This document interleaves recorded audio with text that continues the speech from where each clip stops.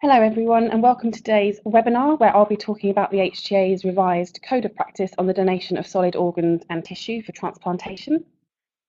My name is Jess Porter and I'm the Head of Regulation at the HTA with responsibility for our regulation of the organ donation and transplantation sector. This covers both living organ donation and organ and tissue donation from deceased donors. I'm joined today by my colleagues Nima Sharma, who's our Transplant Manager, and Maria Sikaras, our Stakeholder Engagement Manager, and they'll be helping to ensure that things run smoothly for everybody. I believe we've got approximately between 10 and 20 people online at the moment from establishments around the country, so thank you very much for joining us. Before we get started, I'll just run through the details on how the session will work. If you have any questions throughout the webinar, please do type them into the chat pane of the control panel. You can send in your questions at any time during the presentation and we'll make a note of these, as well as any that have been pre-submitted, but in fact I don't think we've had any pre-submitted today. And I can answer those questions during the question and answer session at the end of the presentation. We're expecting the webinar to take approximately 10 to 15 minutes, and we'll then have a few moments to answer your questions at the end. And a recording of the webinar will be on the HTA website, along with the recordings of the other codes and standards webinars that we've been holding. So I hope that's clear. If anybody has any trouble with the technology during the session, please let us know by emailing us a message and we will try and fix that for you.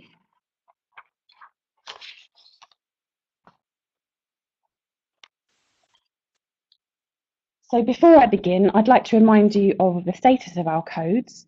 They are important documents for you to draw upon, giving practical advice and guidance about the law in this area, and all our codes of practice receive parliamentary approval. This webinar marks the culmination of work that began back in 2014 to review and revise our codes of practice. The primary purpose of the review was to ensure that all our codes reflect our current interpretation of the law and regulatory practice, and that they make our regulatory requirements clear while minimising regulatory burden wherever possible. So in 2015, we carried out a public consultation which elicited 79 responses in total. They were generally positive and 10 came from licensed establishments, 31 from other organisations and 38 from individuals.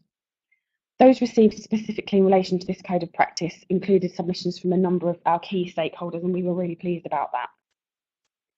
We also held workshops in London, Leeds, Belfast and Cardiff, which were attended by around 200 people.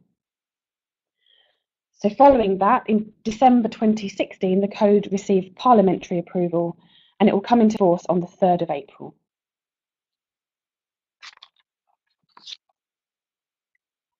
So some of you may have already seen this graphic, but it's really simply to highlight the overall changes made to the suite of HTA codes, which we thought might be helpful as a visual aid. You will see that our new suite comprises 7 codes rather than the 9 that we have at the moment. We no longer have a separate code on disposal, nor one on import and export, having instead included that guidance on those topics in the individual codes where relevant, so that the advice is more tailored to the needs of each sector.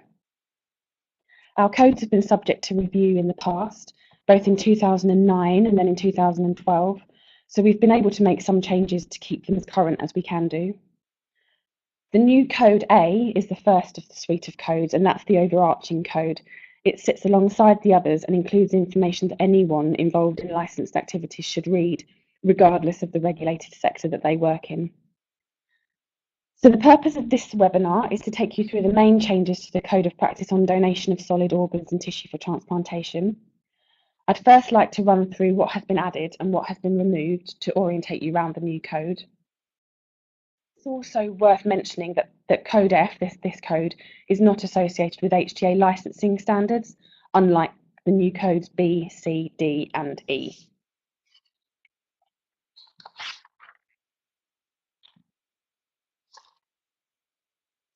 So what has been improved or added?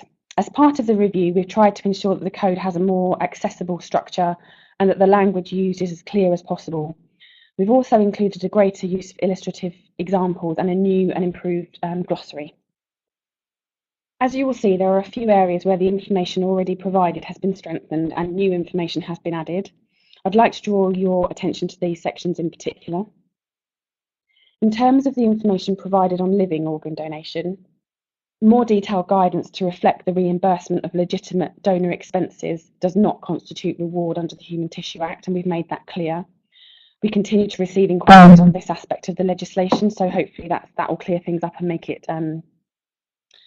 it much more clear to anyone that's reading that information about what is not allowed under the Act.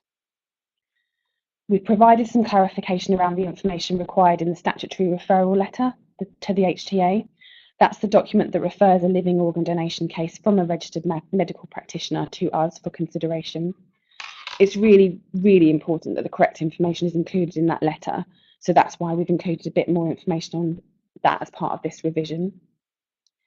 In addition, we've provided some more detail for independent assessors about the information that must be included in their statutory report before the HTA can make a decision on a case. We've also simplified the guidance we provide on donations from adults lacking capacity and children. We've removed the annex and put this into the body of the text, meaning that the information is in one place and is accessible should those very unusual set of circumstances arise.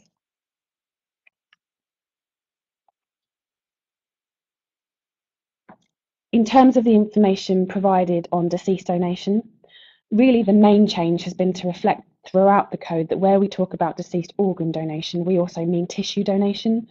This has always been the case, but that's never been made very explicit before. And you will see that the title of the code has been amended to reflect that change. In terms of new information, there's now a section on offences under the Human Tissue Act. This appears in all of the codes. The inclusion of this section means that you do not need to refer to the legislation itself to find out what is lawful and what is unlawful. We strongly recommend that you refer to the codes so that you do fully understand the statutory requirements. More comprehensive advice has been provided on the organ donor register as a source of consent. Although the register is very briefly mentioned in the current code, we have expanded significantly on that and have included examples about how the law applies in different situations with illustrative examples to support that.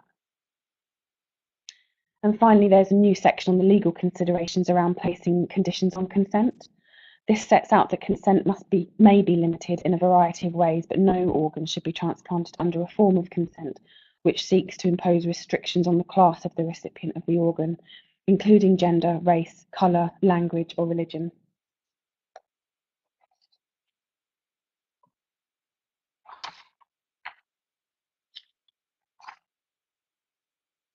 So what have we removed?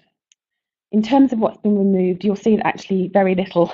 Most of the changes are to provide further clarification on the topics that have already been included, or to enhance the language or provide new guidance that we've not included before. Having said that, we recognise that there was repetition between the consent code and the sector-specific codes, and we've therefore removed some of the more generic information about consent. For example, the legal detail of who is able to give appropriate consent under the Human Tissue Act.